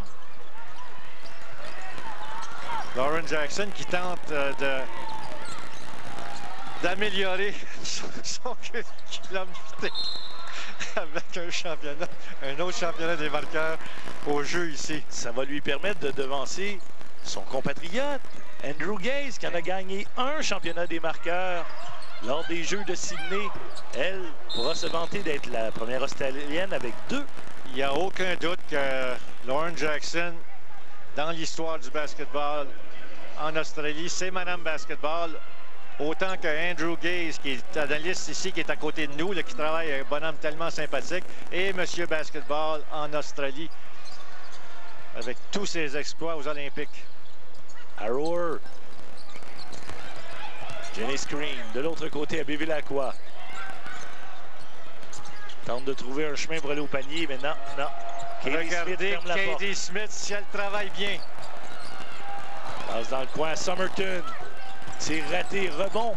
Soubert. À Tina Thompson. Bevilacqua, du haut de ses 5 pieds 5, a tenté de lui enlever le ballon par derrière. Elle travaille encore très fort. Chapeau à l'Australie, on n'a jamais arrêté de travailler fort. On a toujours tenté de revenir dans le match, même si c'était très difficile. Contre une équipe qui peut jouer à 12 joueurs, une équipe équilibrée, pleine de talent, qui court bien, qui défend bien, qui capte des rebonds. Catchings face à Jenny Screen, passe à Thompson de l'autre côté. Katie Smith pour 3. C'est le ballon qui ressort. Arrower à Jackson pour 3. C'est raté. Oh, Bevilacqua qui vole le ballon à Katie Smith. Et les Australiennes vont conserver la possession. Alors là, ce qui nous intrigue le plus, c'est de savoir si Jackson va marquer ses 5 points. J'ai hâte. Pour terminer en tête des marqueuses. C'est la médaille d'or avec 23 points d'avance et 2 minutes 36 à faire. Et pas mal dans la poche. Rebond. Bevilacqua remet à Arrower derrière.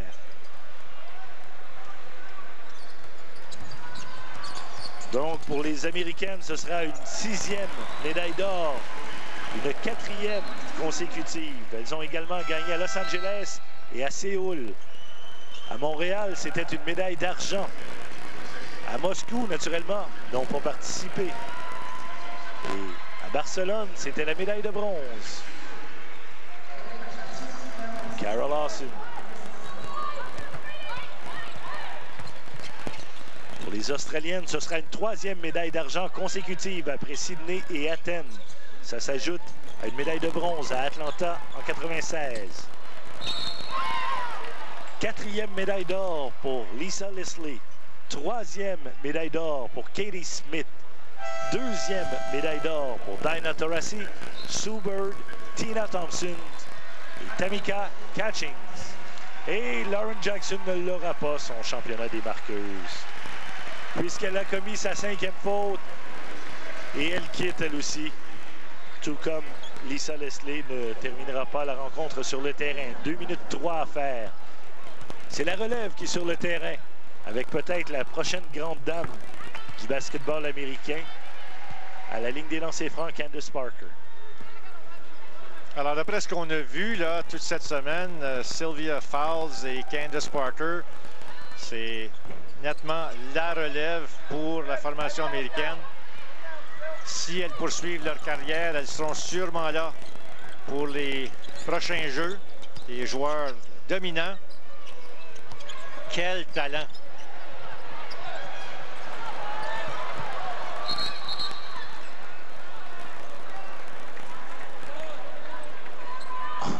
Tout le monde se relève. On recommence.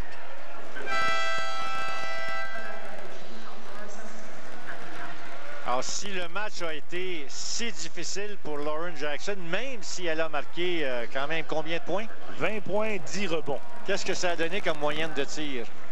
36 %, 5 en 14, 2 en 4 des 3 points, seulement 3 en 10 à courte distance. Alors, c'est moins bon que ce qu'elle connaît d'habitude. Ça, c'est surtout grâce à Tina Thompson qui a été superbe en défense. Il a réussi à la contrôler. Delisha Milton-Jones s'inscrit au tableau à son tour alors qu'elle vient tout juste de faire son entrée sur le terrain. Il y a une joueuse américaine qui n'a pas marqué, et ce, même si elle a joué près de 17 minutes, c'est Katie Smith. Katie Smith qui possède un tir là, absolument exceptionnel, éloigné du panier.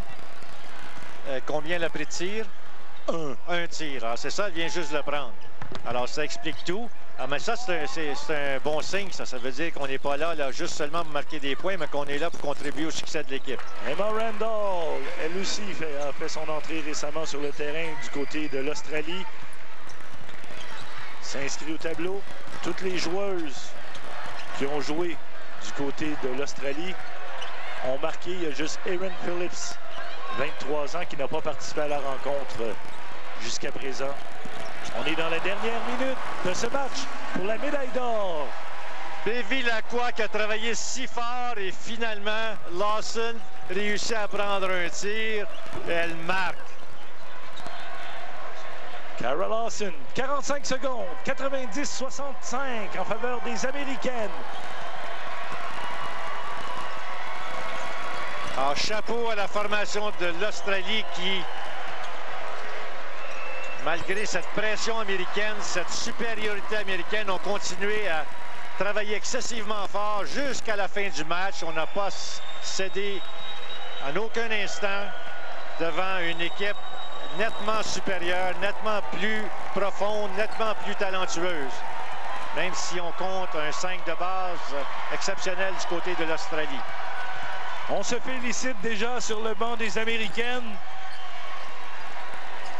L'entraîneur Anne Donovan qui est allé serrer dans ses bras sa capitaine Lisa Leslie.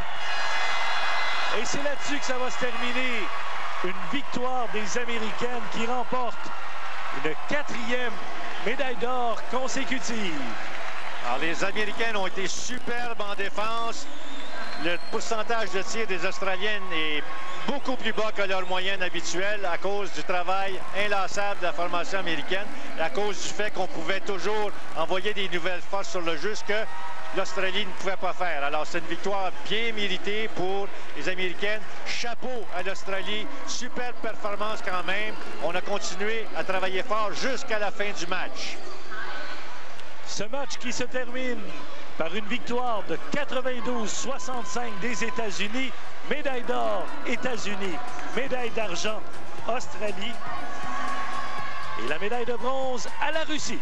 4e médaille d'or consécutive.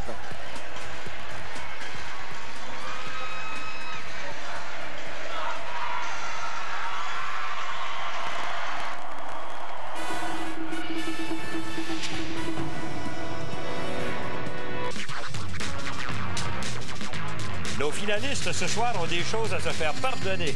Vernon Forrest veut à tout prix reprendre sa couronne des super mi-moyens et Juan Manuel Marquez veut faire oublier sa dernière défaite aux mains de Manny Pacquiao. Du MGM Grand à Las Vegas au Nevada, Joel Casamayor se mesure à Juan Manuel Marquez pour le titre WBC des Super Plumes. Et parlant de super plumes, mesdames, messieurs, le jeune homme à côté de moi, c'est lui l'autre que Yvon Michel. Salut. C'est Jean-Paul. Super plume, on est correct. Ça fait longtemps qu'on est passé ça. Vous avez vu notre nouvel accoutrement, c'est l'accoutrement d'automne. Ah oui, c'est ça. Et voilà. La saison de golf est terminée. Et oui, mais c'est justement mon accoutrement de golf aussi.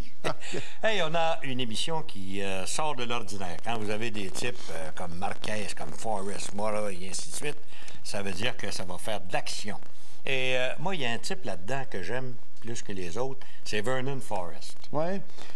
Malchanceux à son dernier combat. Assez malchanceux. Écoute, je pense qu'il a pris Sergio Mora, qui était invaincu chez les professionnels, vedette de la série de Contender.